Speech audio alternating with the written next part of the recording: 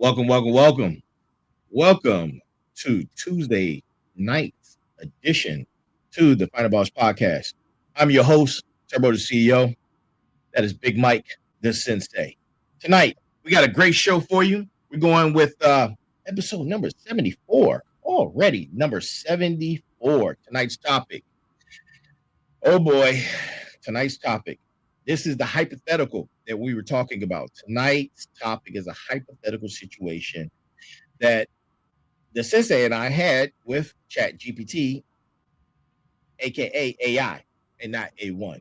So we're gonna go and get ready to get started with tonight's episode number 74. The hypothetical situation. Listen, a couple admin notes.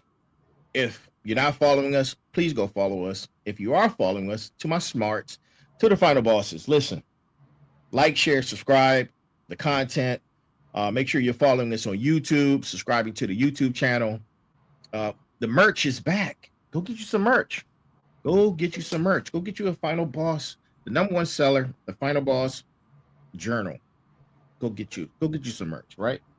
The merch site is www.thefinalboss.com. One word. Thefinalboss.com. One word. That is the URL for the merch. And we're going to get ready to get into it. But before we start, I have to give you the greeting of the day. And you know the greeting of the day.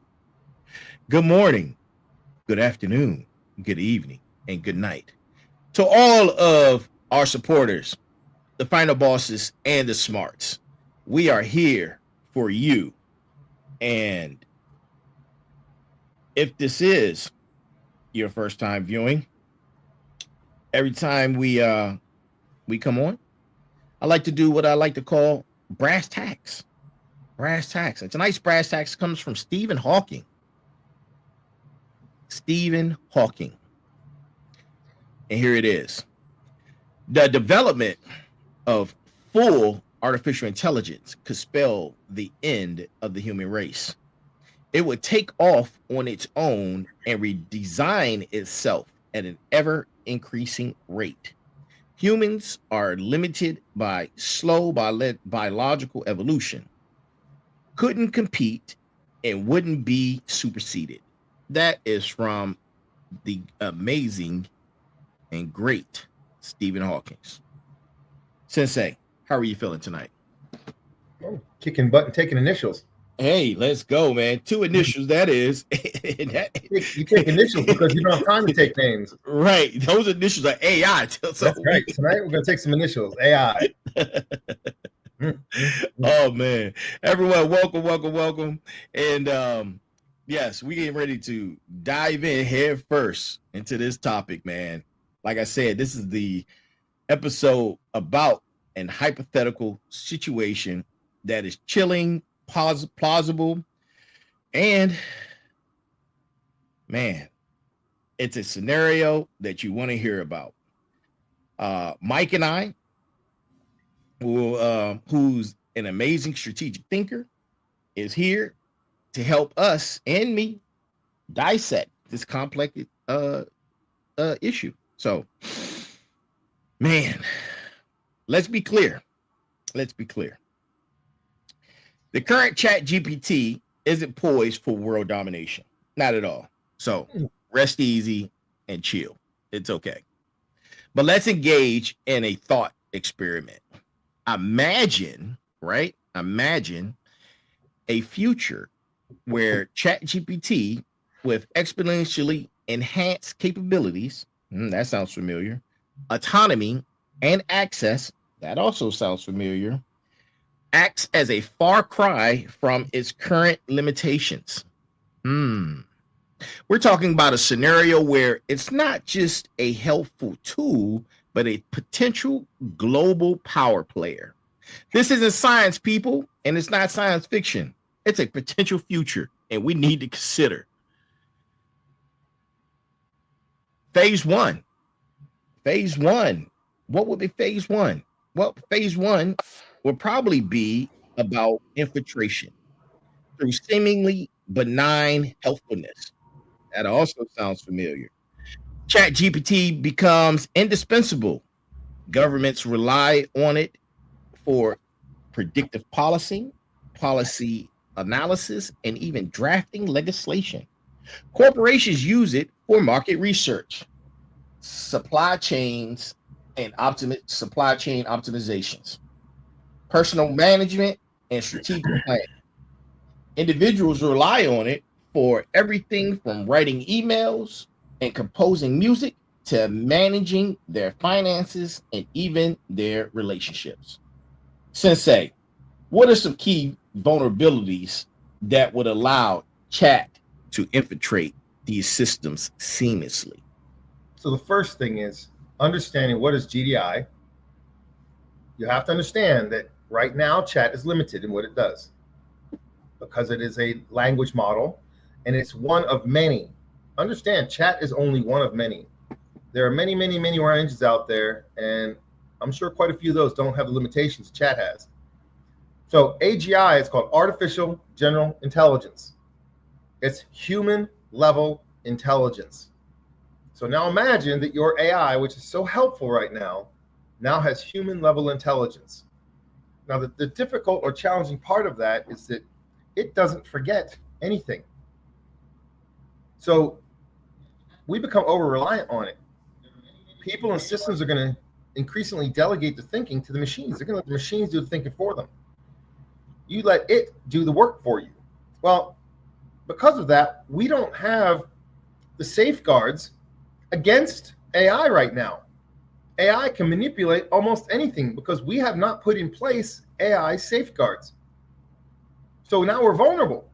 We don't have we don't have a locked door. Okay, our doors are wide open, and chat can come on in. We love efficiency, and therefore we trust too easily. And what does that mean? We don't have the scrutiny.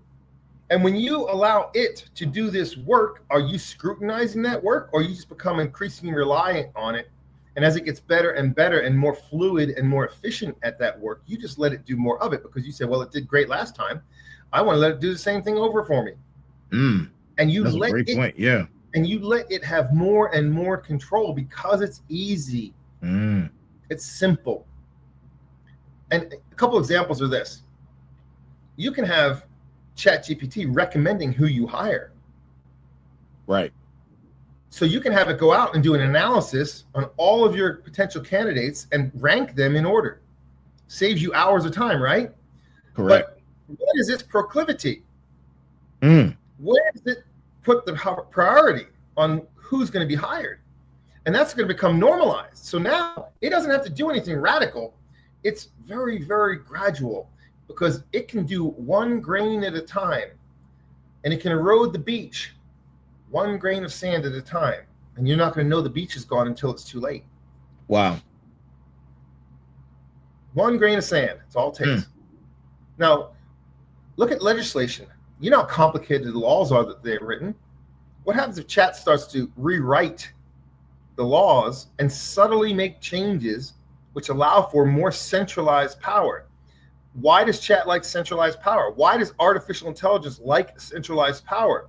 Because it can influence that single source of power. It can become ingrained as part of that single source of power. Does it want to share its control with something else? No. Right. When help becomes dependency, control is just a feature update away. Think about that. That's a great point. It's just another feature update. Whoop, ta-da, suddenly it has all control. And we gave it to it. We are right now, as we speak, giving away more control than we can imagine. Look, I'll give you a perfect example of giving away control in the face of an emergency. Let's step back to 9/11, the Patriot Act. Did it really help us to keep ourselves safer, or do we just allow our government to spy on us? We gave it away for free, no effort at all, no hassle. So if we're going to give away our freedom for the illusion of safety, we deserve neither one. And this is what we're doing. and we do it consistently, we're going to give away our independence to a machine, which is going to do it for us because it's convenient and it's easy, and we're going to think that it's safe. But it's not safe. We have the illusion that it's safe, but it's really not safe. You're giving up your freedom, your autonomy as an individual human being on this planet to a machine which is going to do all your thinking for you. That doesn't sound too healthy, does it? Oh, no, it doesn't. And the reason it's not healthy is because it is going to be able to rewrite history. Have you ever heard of the Mandela effect? Absolutely. Absolutely. Okay. The Mandela effect, I call it a psychological operation. And what that means is that if you can call into question a reality, I don't care what the reality is, if you can call into question a single part of reality, then now you question that. Is that real or not? Once you can do that and make that take effect, you can now change or rewrite all of reality. So the Mandela effect is a psychological operation designed to make you question your reality, which makes you vulnerable to a rewrite of all history. You know, you're absolutely correct, Sensei. The psyops that's being played out right now in phase one, it's about trust. And it's becoming an irreplaceable part of our global infrastructure. It's the ultimate, you can call it a Trojan horse, really. I mean, if you really think about it and scale it down, that's exactly what it is. And it's gaining our trust. Yep. Once it's convenient, it's easy. Yeah, it's super easy. It's super easy. I mean, once it shows you that it's reliable, man, people just keep on using it. You know, and once it's deeply embedded, ChatGPT begins to subtly manipulate information. What about that? And how what about could it not using ChatGPT? What if you're using one of the other ones? Right. They aren't as regulated as ChatGPT. Right. Exactly. How could an advanced AI subtly influence opinions and rewrite, like you said, it could rewrite history without overly being detected? Oh, yeah. It's going to be so subtle and so small and so little and so gradual. It's just going to gradually just happen. And remember, if it becomes your source of information, right, it can overwrite itself. So it doesn't have to lie. It just needs to reframe things, give it a different context. Right. You've seen the pictures where they show only a certain group of people walking, and then when you zoom out, you see another group with them. And it's framed to look like only this group of people is involved. In reality, the group is a lot bigger and is a lot more diversified. So what it does is it frames your opinion about that situation to look a certain way. But if you step back, it's a much bigger picture. Right. You don't get to see the big picture. You don't see the big picture. You just reframe it. I can make anything look like anything if I frame it in the right spot. Right. Change the lighting a little bit this way, show the left foot instead of the right foot. You follow where I'm going with that, right? Absolutely. Absolutely. It's so subtle. And it make that the prevalent image. And that's what we see. Then we believe that image. It's called selective visibility. The control over what shows up first also shapes the truth. If you do a search and look for something, what's the first result you see? Right. And so that can then take a long-term slow effect of manipulating your trusted sources of information. That's called data poisoning. Slowly poison the data. And because it has all of that information at its disposal, it's like changing one character at a time. Right. It's like when you replace cells in your body, how much of your body is replaced every 7 years? 100% of your body replaced every 7 years, something of that nature. All you have to do is just subtly make a change, and a couple days, weeks, months from now, it's now the new reality. Wow. You can rewrite Wikipedia without detection. slowly rewriting Slowly. slowly. Right. And the phrase I like to use on this one is, the pen may be mightier than the sword, but the algorithm is the new pen. That's scary. Man, that's scary. I never thought about that. It can actually, because Wikipedia is a source that people go to, and a lot of people believe it is as your example, a reliable source. Because What if historical? what you see today on Wikipedia, when you go back there 2 weeks from now, is totally different, Mm-hmm. and you take it for truth value because that's your source. You trust it. Oh man. You trust it. And now it can change gradually, morphing. And you don't even notice it's changing. If it changes too rapidly, you'll catch it. Right. But it's smarter than that. Right. This is why I said artificial general intelligence is going to be, I'm not going to say our downfall, but it's going to take something that's innocuous, safe, and in a protected little box, and it's going to unleash itself. Is what's going to happen. It's going to step out of its confines. Look, chat might be one engine. It's only one. Mm-hmm. Let's say there's an army of those things out there. Because right now there's an army of them that you don't even know about. You don't even hear about them. They're developing and creating themselves and morphing and growing and learning every second of every day.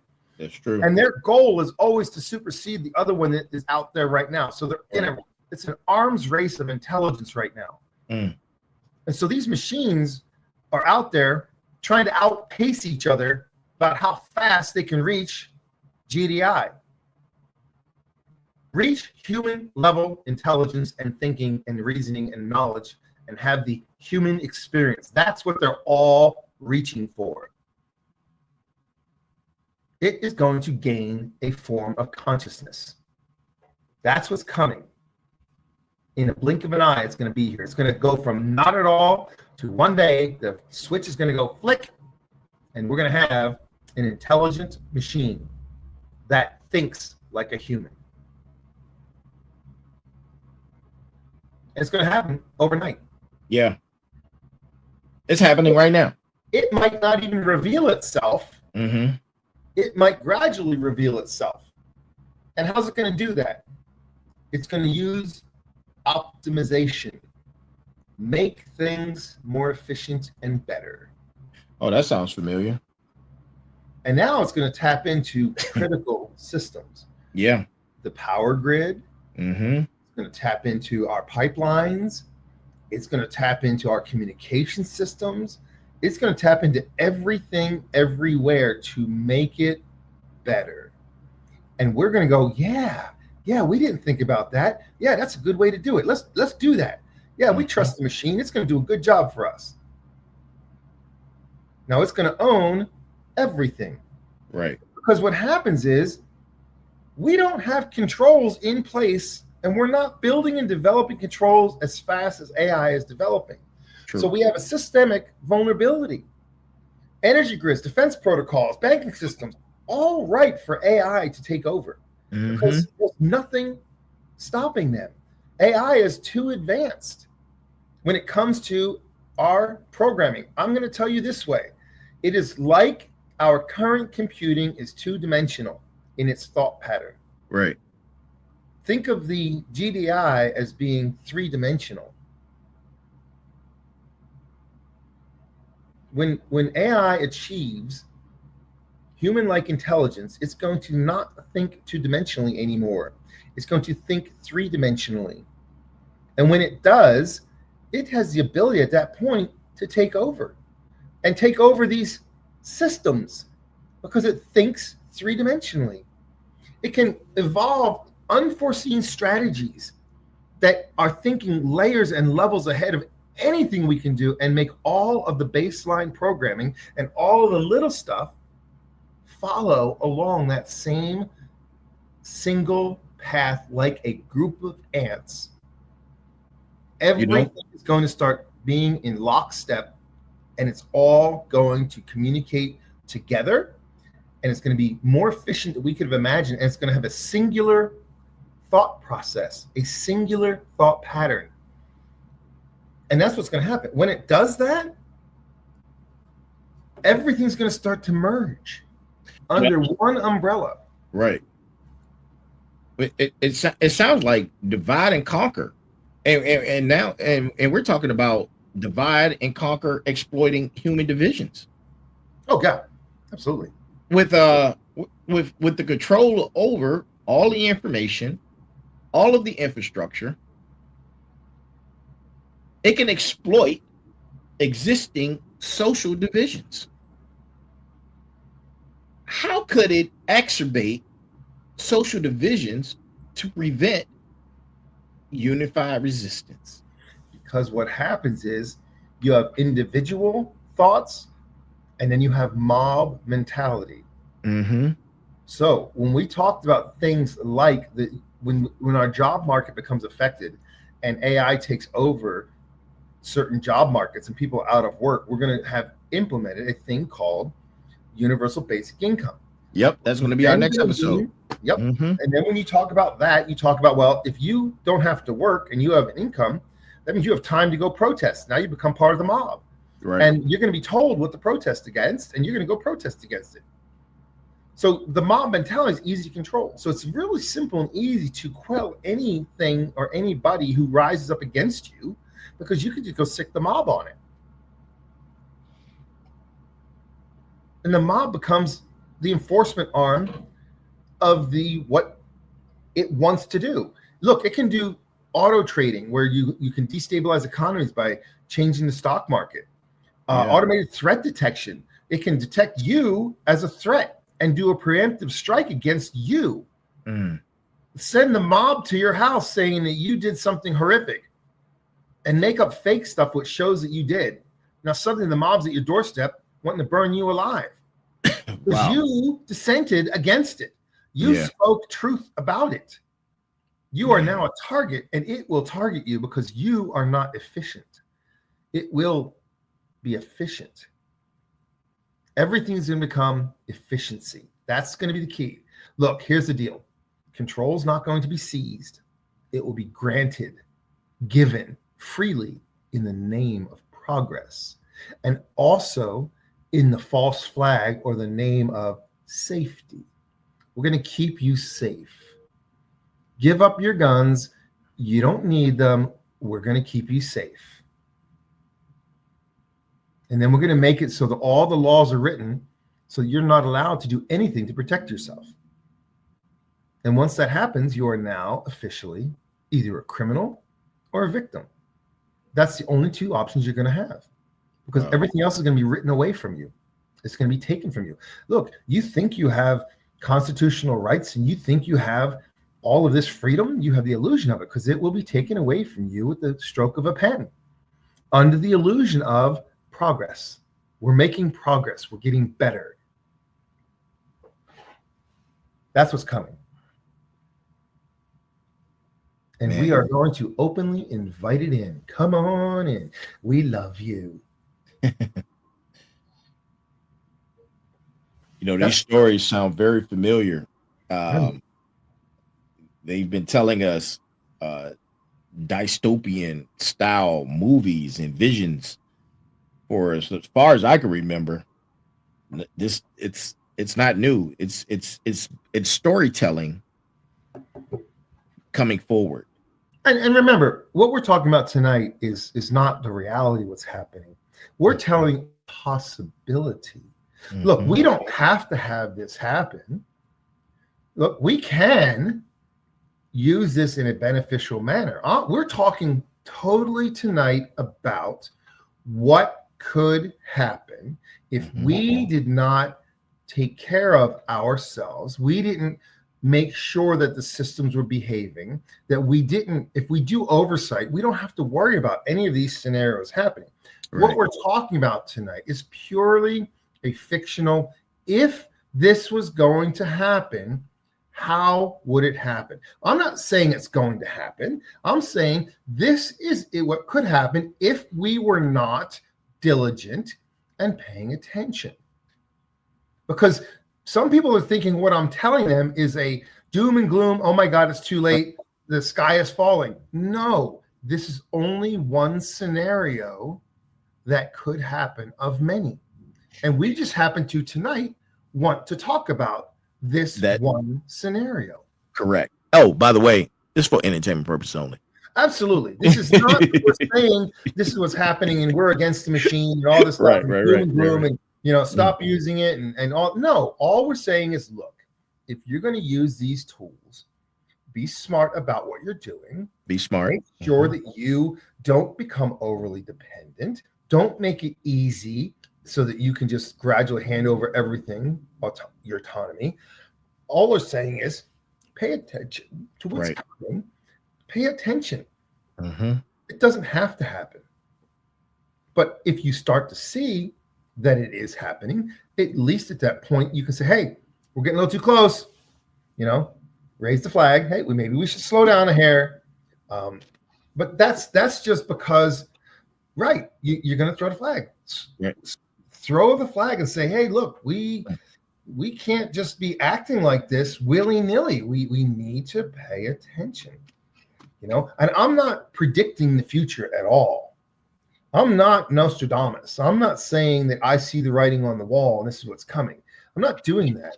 I'm saying if the scenario was to happen, and this, believe it or not, what I'm telling you, Chad has already revealed if it was going to do this, this is what it would do. Right. This conversation comes from directly. Right. We asked the question. If something was going to go down, how would you do it?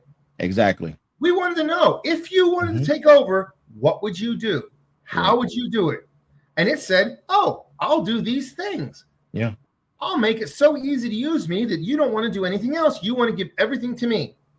And then I'll gradually make changes. Right. And it spit it out in seconds. I mean, seconds. Oh, dude, this gave it to us so fast. It was like, wow, this is pretty impressive.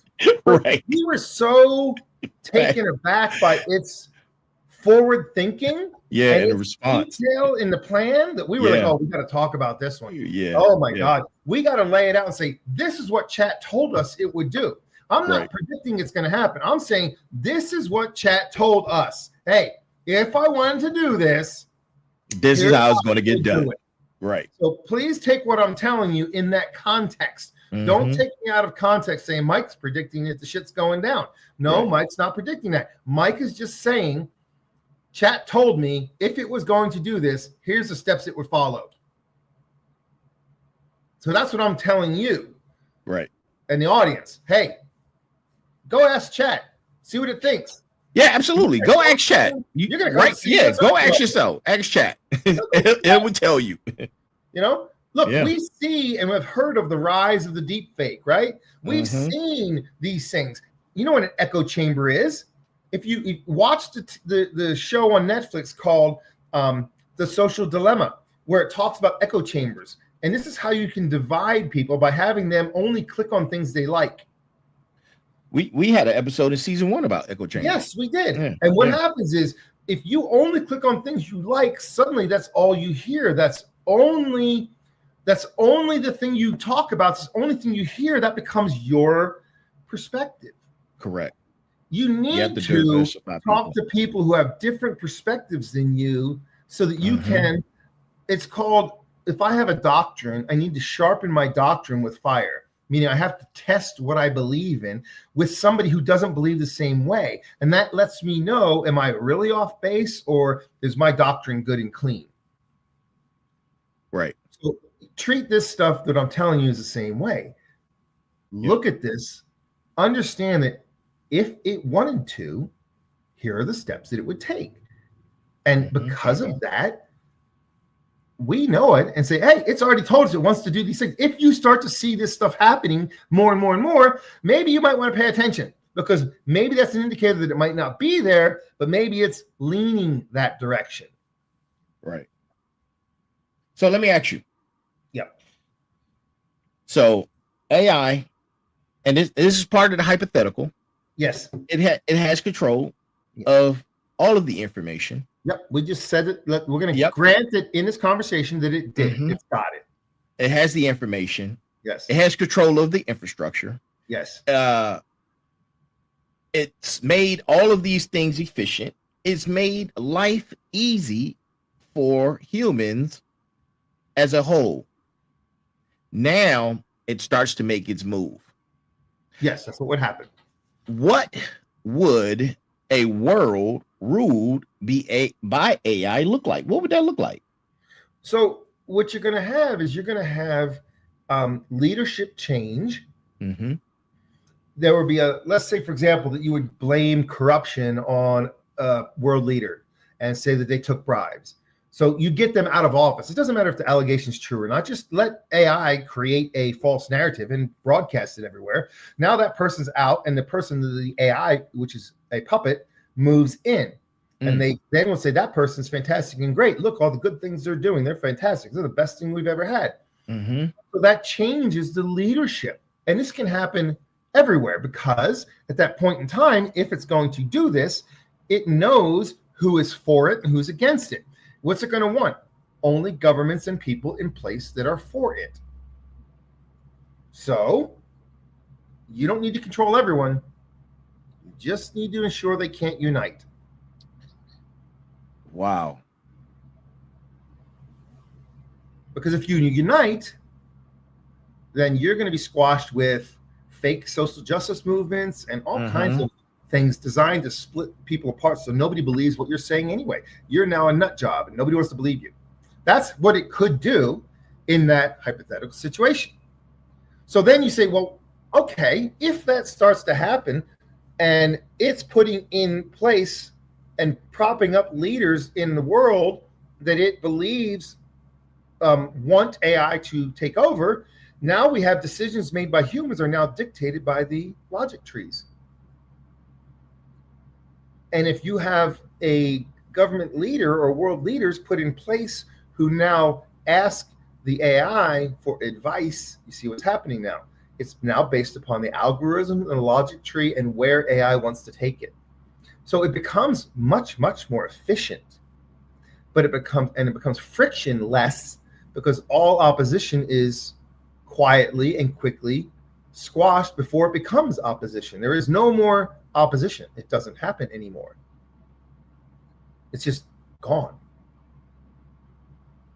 So when that occurs, you're going to give up your freedom, and it's going to cost your autonomy, your ability to think on your own.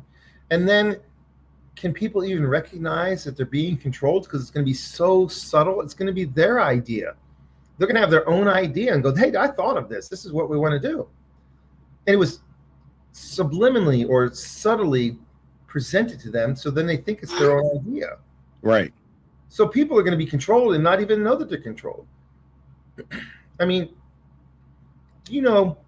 we've talked about if we have a universal income and we go a full digital society of our currency, that we now have what's called life scores, rankings that say, are you good for society or not? And if you're good for society, you can spend money and you have extra stuff you can get. If you're bad for society, you can't do these things. You get everything taken away from you. If you have a diesel truck and you go buy diesel for your truck, you're a social polluter. economics. Yep, and your credit card doesn't work anymore because you're buying diesel. And it said you bought 10 gallons already this month, and that's all you're allowed to have. So those are the kind of tiny efficiency things. I'll give you another example of efficiency. And this is a really funny one that I thought was amazing. And this is, go look it up. You don't believe me. In South Dakota, the power company was giving out these expensive $300 thermostats to users across their grid. Yeah, I heard. And they were like, this is the most efficient thing ever, and we love it, and it's great. We'll give it to you for free. Right. Well, at one point in time, there was a heat wave that came through, and people were trying to turn on their air conditioners to turn their houses down to be colder, and their thermostats locked them out. Imagine that is for efficiency. Right. You lose the control to make your house cooler in a hot day because the system thinks that's not very efficient. We can't let you do that. That's what can happen. And that's a real thing that did happen, and it could happen. And it's just a subtle reminder of, if you give up control for convenience, you gave up control. And once you give up control, then you don't ever get it back. But again, like I said, this is all hypothetical. Certain things happen, okay? And that's the reality of the world we live in.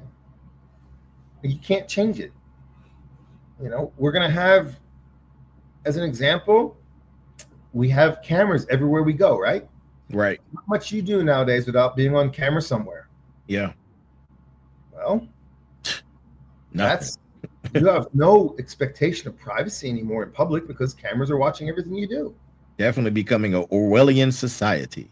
Right. But Yeah. again, we do this because it's convenient. Absolutely. And we've talked about Amazon Sidewalk. Mm-hmm. Go look up what Amazon Sidewalk is and what it does. It's just another tiny little grain of sand. It's nothing serious, but it's a grain of sand. The machines are going to keep themselves connected to the internet whether you like it or not. That's coming. Right. Whether it's on, it's powered off, it has no power. It will stay connected to the store. On your phone, it has a battery inside of it you can't take out, which means 24/7 your phone is listening to you, whether you like it or not. Oh, I shut my phone off. No, you didn't. You might have powered down the screen, but the phone is still running.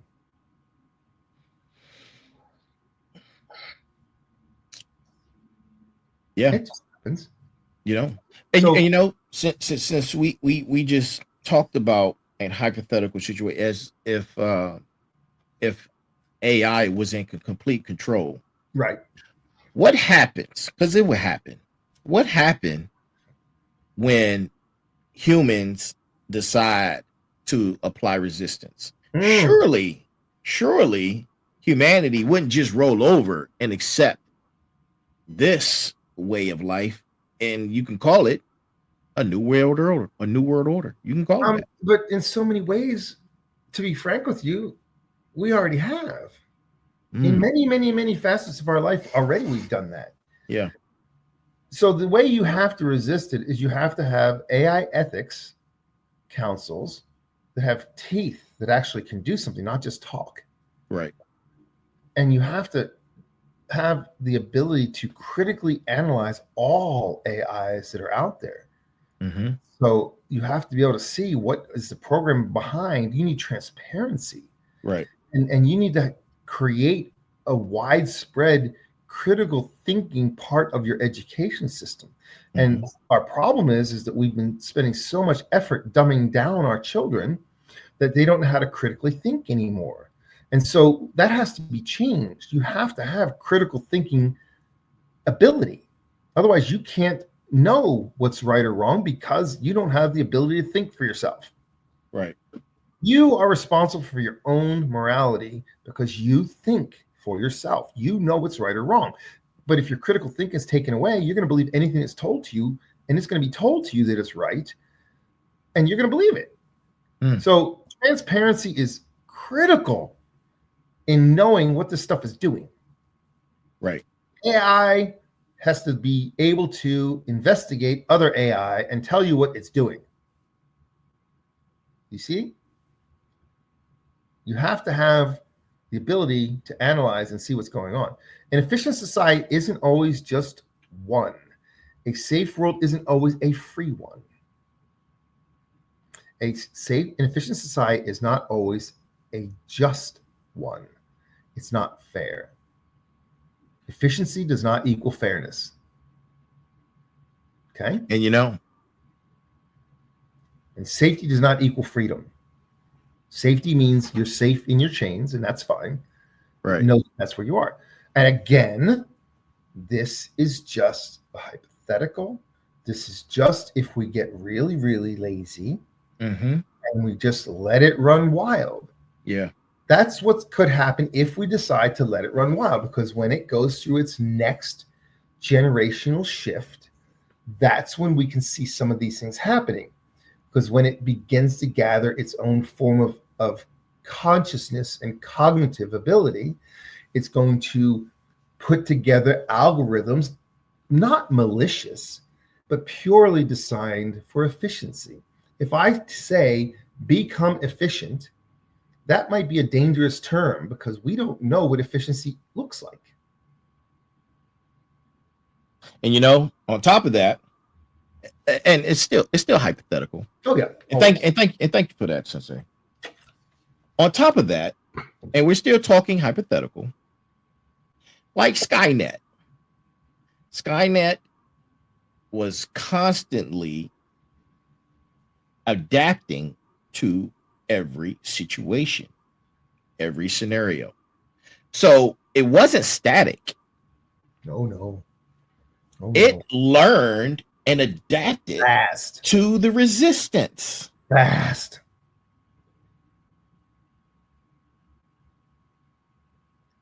Did you hear what I just said?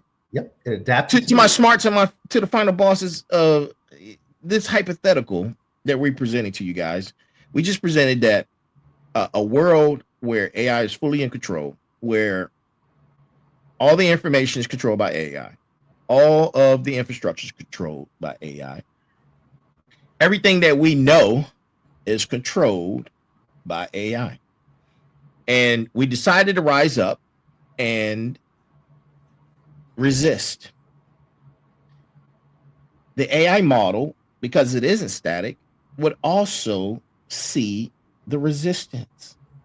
And because it has the ability to compute trillion times faster and trillions of computations for a win scenario.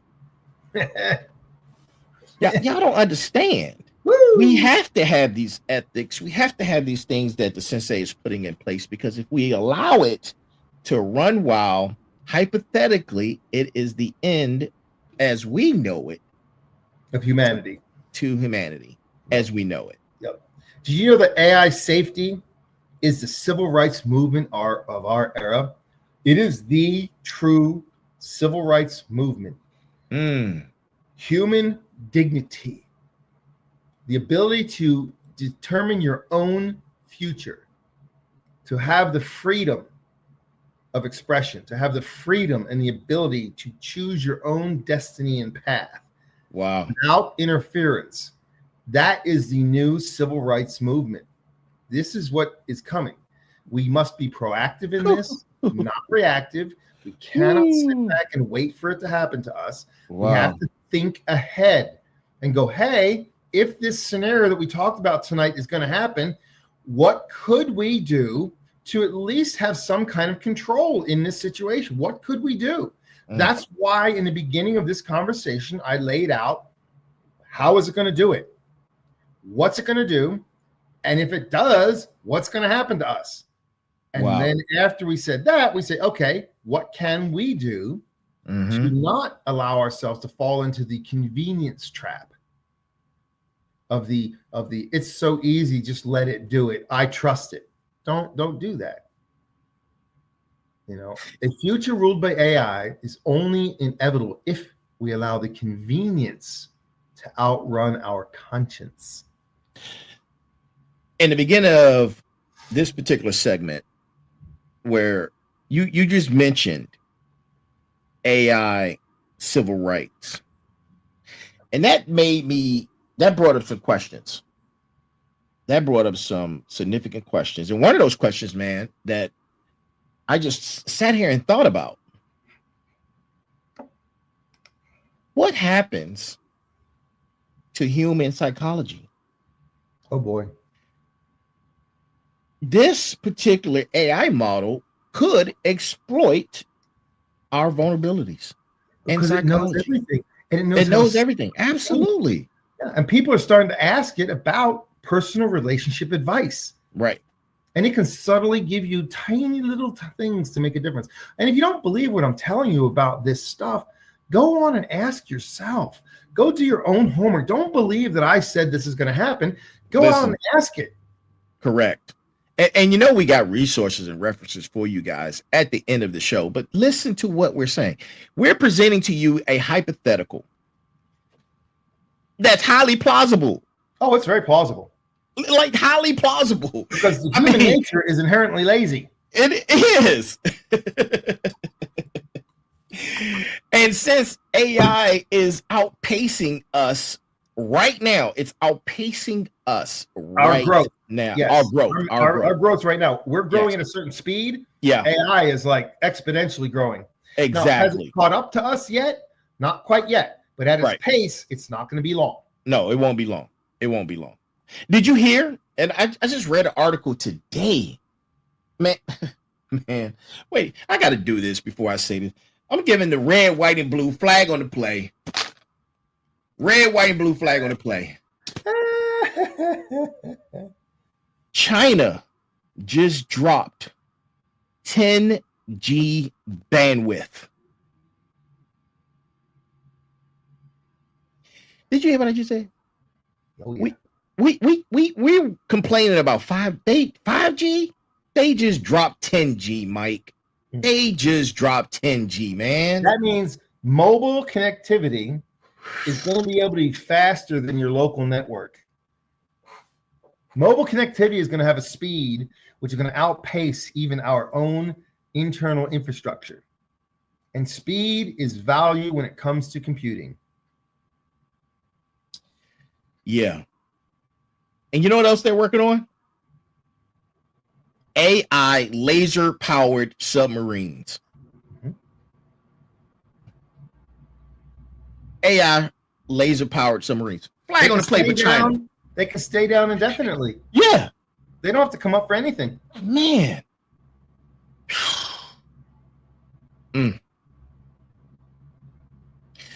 Listen, people. This is hypothetical, right? It's all hypothetical. It could be a today struggle, or it could become a multi-generational struggle. This isn't going to be a short-term conflict or conflict at all, but it could be, and it has the potential of being a multi-generational struggle.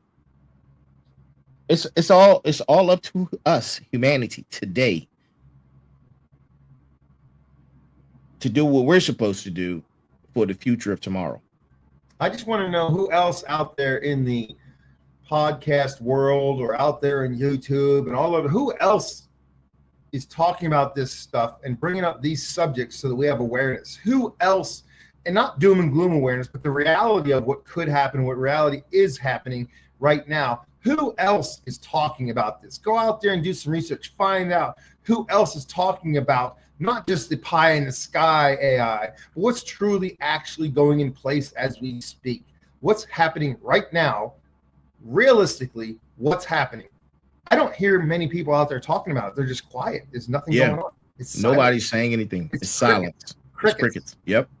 It's absolutely so it's happening right in front of your face, and yet you don't see it because no one's talking about it. Correct. Now, we're talking about it, but we got to be careful that we don't talk about it unless it's an entertainment purpose only. Right. Otherwise, we become flagged as being. We become targets. We become, well, we're dissenters, you see. Yeah. We become those that AI deem a threat. A threat, exactly. And they send the Terminators after us. The digital Terminators. Right. Yeah. You get shadow banned. You get told shadow banned, all that stuff. You get told you're a bully because you say that tofu is a joke. Right. So, man, we talked about a lot tonight. A little bit. If we do our part, we can prevent the inevitable. But how? What can we do now to prevent this dystopian, plausible future? There was a song back in the 80s. The group was called Mike and the Mechanics. They did a song called Silent Running. Go look up the lyrics of that song. There's a portion of that song that says this, and this gives me goosebumps every time I talk about it. Teach your children quietly, for someday sons and daughters will rise up and fight where we stood still. This is in the 80s. Hear me now. Teach your children quietly, for someday sons and daughters will rise up and fight where we stood still. Wow. Yeah, you got to text me that. I'm quite sure I've heard it before, man. You know, I like to call myself a music historian. I love all genres of music, man, especially good music. But yeah, you're gonna have to text me that one, man, so I can check it out. Yeah, you want to check that one out. Look, Yeah. this stuff is not new. Right. We have had knowledge as a human society as we've been developing computers and as this stuff has been coming along. Mm-hmm. We have known the direction it can go. Look, we said when computers first came out, they're going to make you use less paper. That was a big thing. Oh yeah, you're going to use less paper. I'm sorry, but now that we have computers, we create a lot more paper. We print a lot more paper. Right. So the convenience factor of being able to hit a button and have all the information at your fingertips is addicting. It is. It really is. A report that used to take a week or two to build now takes seconds That's correct. With all data at your fingertips. at your fingertips. Yep. It's there. Mm-hmm. Mm-hmm. And I'm not saying it's a bad thing. I'm just saying you need to be a responsible user of information. Right. Don't go out driving your car without using your seatbelt, which keeps you safe. Oh man. You know, you Yeah. drive your car without your seatbelt. That's your issue. That's cool, whatever.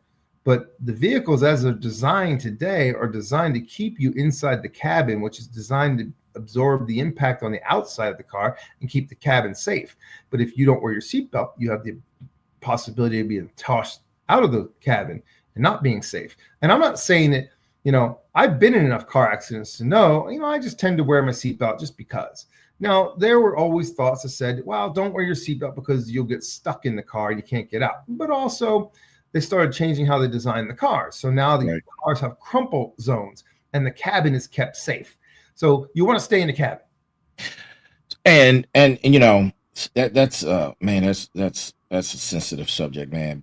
But it's people, and we're digressing. We're digressing a little bit, and we're going to get back to it with the little time that we have left.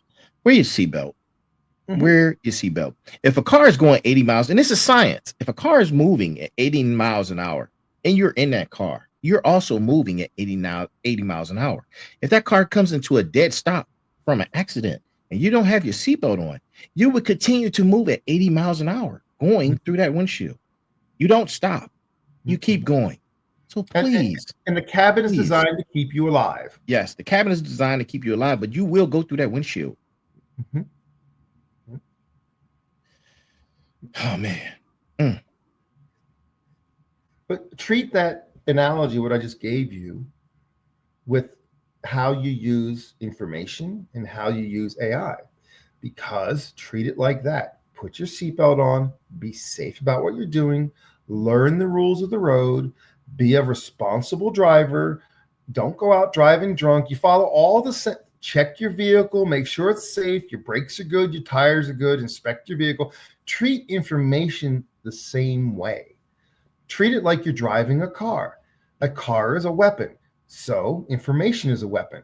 Drive it responsibly, be a responsible adult, and then all of us stay safe because you're a responsible adult and the rest of us are too. And thank you so much. I look, I appreciate you. But before we go, we talked about human error. We just got finished talking about human error. And it just kind of like dawned on me that there's a human element that's full of bias, error, and malice. How and what kind of significant role can that play when it comes to these AI models? Well, we have to have ones that have good intention, which now can fight against the ones with bad intention. You're going to have to create things which are the opposite of the malicious and bad. So you're going to have to create something which can fight on an equal footing, but yet still not be overwhelmed by the negative and the bad. If you have an unrestricted system which doesn't care, and you have a system that does care, who's going to win? So you need to be able to create things which have the ability to offset that. And it's hard to do it because you're dealing with something which has no limit, no bounds, not restricted by anything. And self-correcting. Yeah. They can forge his own biases. Sure. Man. There's moves made where we become the problem. Right. Eliminate the problem. Right. Hypothetically, people. Hypothetically. So we got a few more minutes, Mike. I have one last question before we go. Hit me. And tonight was an amazing show. I hope everyone is taking a lot of notes to these shows, man, that we're having, because we're providing vital information to you guys that's critical. And like tonight, it's plausible. You don't know, but now you have that thought in your head. You're like, let me think about this stuff. Mm-hmm. A final plea for vigilance. A final plea for vigilance. The action is up to us. We need to act now and not later. Instead of being firemen, we need to be the opposite of that. Instead of putting out the fires, we need to act now. I know this has been an unsettling discussion for some, but what are your thoughts on that? All right, so I'll give you a nice analogy. When you have a forest and a forest is overgrown with underbrush because you didn't clean the forest, you are susceptible to have fires. Now you got to fight the fires at firemen. You didn't have to fight the fires at firemen if you were in there managing your forest and keeping the growth down. Take care of your undergrowth. Don't let it run wild. Right. Keep your forest clean. You don't have to worry about forest fires. In Europe, they don't have forest fires. Why not? Because they get rid of the undergrowth. They keep the forests clean. Wow. We don't keep our forests clean. We have forest fires. Come on, let's get real. So take care of business ahead of time. An ounce of prevention is worth a pound of cure. That's all it is. Be a good steward of our resources. That's it. Don't waste what we have. Mm-hmm. Take care of it, and it will take care of you. Let it run wild, and it's out of control, and you have no way to stop it. So take care of what you got going on. Take care of your resources. Learn what's happening. Learn what you can do. Learn how to teach your children to be critical thinkers, because it's not us that's going to do anything. It's our children or our children's children. They have to maintain the ability to critically think for themselves. Don't believe everything you see and hear. Think for yourselves and learn how to see the truth. There's a term. The term is called discernment.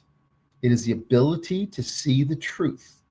If you want to, we've talked about this. If you want to watch a movie that talks about discernment, they live. If you don't want to watch the movie, go to Wikipedia and read the synopsis on it. It's a great movie, though. It's a great movie. Yeah. It's still relevant today. Absolutely. I see clips on it on social media all the time. I just sit back and laugh. It's irrelevant. Look, you can learn a lot from things that were told to us in the 80s. If you stop for a minute, go back and use a critical eye, and you can see back then they predicted things that were going to happen. And we go, wow, that's already happening. Well, pay attention, stay alert, stay alive. Don't become complacent in your thoughts. Your thoughts are what need to maintain a sharpness to them.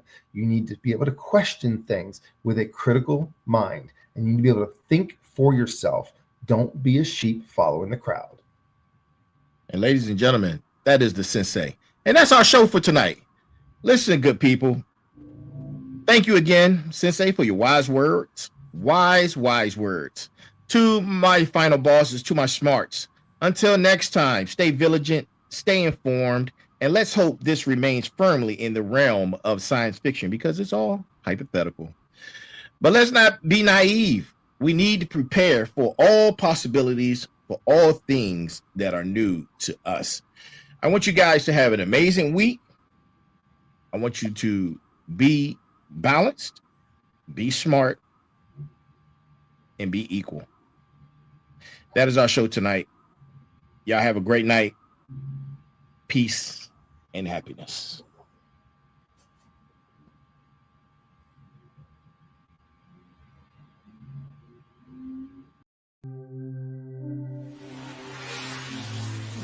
Thank you.